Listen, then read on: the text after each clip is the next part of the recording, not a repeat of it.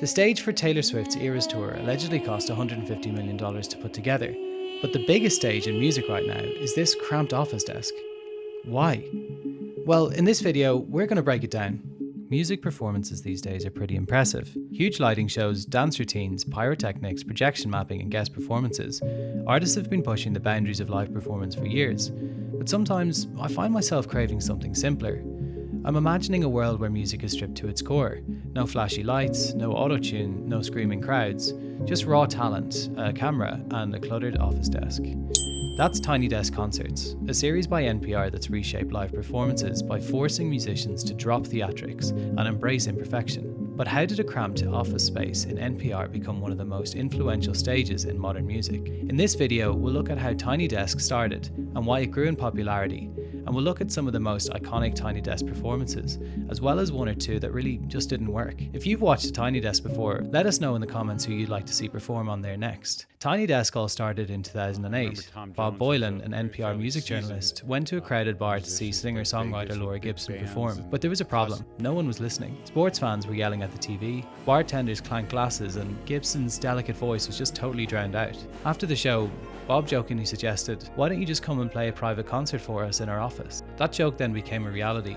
A few weeks later, Gibson played a stripped-down set at Bob's actual desk.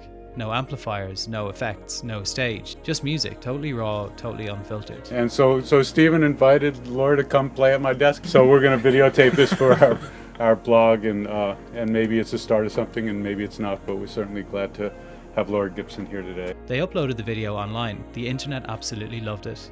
But what happened next would turn Tiny Desk into a global phenomenon. By the way, we're a brand new channel, so please help us out by subscribing. We're aiming to hit 100 subs, and you can really help us get there. Most live performances are engineered to perfection. Perfect lighting, perfect sound mixing, and perfect image. That's been a trend for a while now. First, acts started using lighting to make their shows more impactful, shaping both the atmosphere and audience engagement. The trend began in the 1960s, when psychedelic rock bands like Pink Floyd and the Grateful Dead experimented with elaborate light displays to complement their sound. These early light shows were often improvised, utilizing color gels and strobe lights to create a surreal visual experience. As technology advanced in the 70s and 80s, lighting designers began incorporating computerized systems, allowing for more precise control over effects such as strobes, color transitions, and patterns.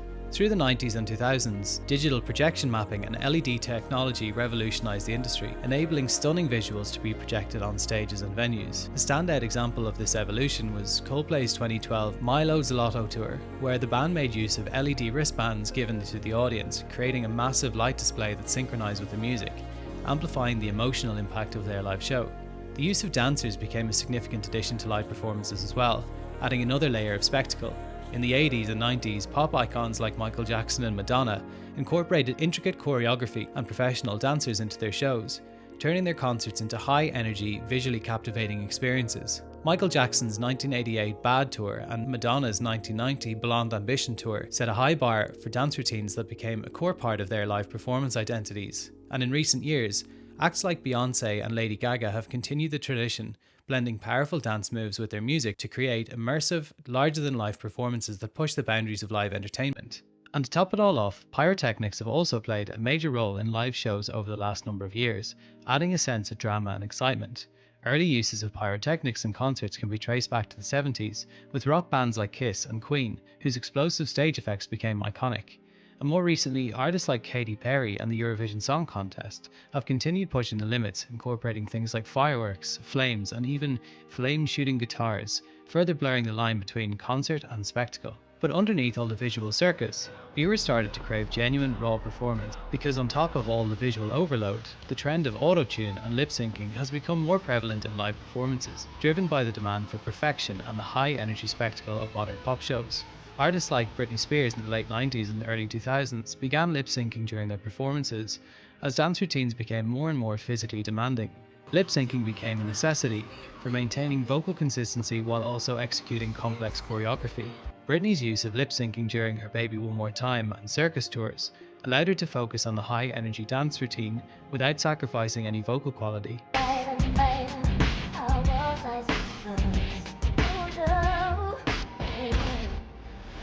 And following this, artists like Christina Aguilera and Madonna incorporated backing tracks and autotune into their shows, using technology to enhance their vocal performances or ensure consistency, especially in large, demanding performances. In more recent years, artists like Beyoncé have faced similar discussions regarding autotune.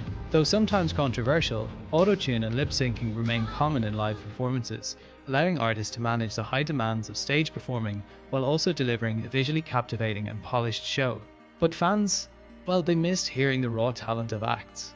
Anyone can lip sync to autotune vocals, but nobody can sing flooded vocals like Billie Eilish when she's singing raw and unplugged.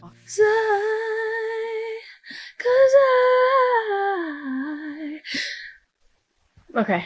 Enter Tiny Desk. Tiny Desk's offering was simple. It thrived off imperfection. No autotune, no pre-recorded tracks, no big stage, no dancers, no pyro, just simple, raw performances. Artists must perform in real time, just like the old school days. And if you mess up, well, that's just part of the magic. And this stripped-back approach has led to some of the most viral performances ever. An early viral video which perfectly summed up what Tiny Desk could offer was T-Pain's performance. T-Pain was an artist famous for almost exclusively using autotune, and he totally shocked the world when he sang without autotune on his Tiny Desk performance. Baby girl, what's your name? Let me talk to you, let me buy you a drink, and then I'm T-Pain. You know me, convict music, nappy Bowie. I know the club. Other videos that skyrocketed were Mac Miller's emotional final performance, which became a haunting tribute to his unexpected passing. Right. Oh yeah, this song's called What's the Use. That was called Small Worlds. All right, that's enough talking. We're good.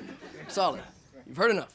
It was just weeks before his death, and Mac delivered a raw, honest performance where we saw his personality shine through, and it's become one of the most emotionally powerful videos of Mac online. 9 times out of 10 I get it wrong. That's why I wrote this song. Tell myself to hold on. I can feel my fingers slipping in a motherfucking instant I'll be gone. Do you want it all if it's all mediocre?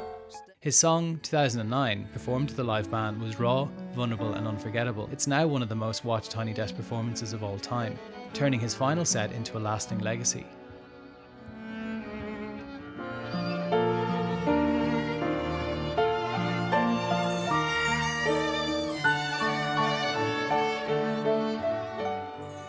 And Anderson .Paak's performance, well, it was so electric that it skyrocketed to over 100 million views.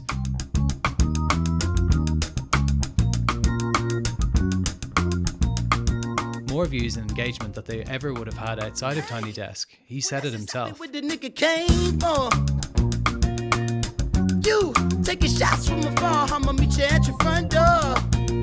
There was rhythm, energy, unstoppable charisma, but overall it was just raw, and that's what we loved. But in Tiny Desk's history, not all performances have felt raw, and some have definitely missed the mark. Don't come at me, but Justin Bieber's performance is a good example of what Tiny Desk just shouldn't be. Using a DJ, a backing track, lip syncing, and delivering vocals that sound, well, just a bit too perfect. Bieber's performance was forgettable, and to add insult to injury, he didn't even use the Tiny Desk. Sure, he sang okay, and it got views, got a lot of views, but it missed the soul of what Tiny Desk should be, raw and unplugged. And if you agree, let me know in the comments. Or if you disagree, come at me in the comments. We think that Tiny Desk is all about intimacy, not pop spectacle.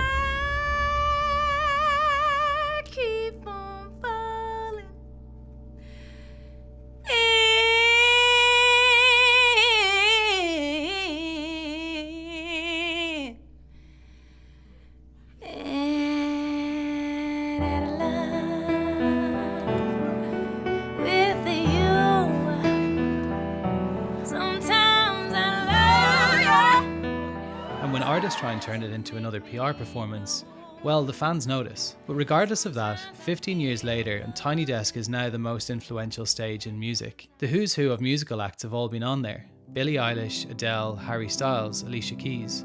They've all performed Tiny Desks. Some have performed multiple. It forces artists to strip back everything and prove that their voice and their music and their talent can stand on its own without a big production. Some shine, not many struggle, but every performance, good or bad, is memorable.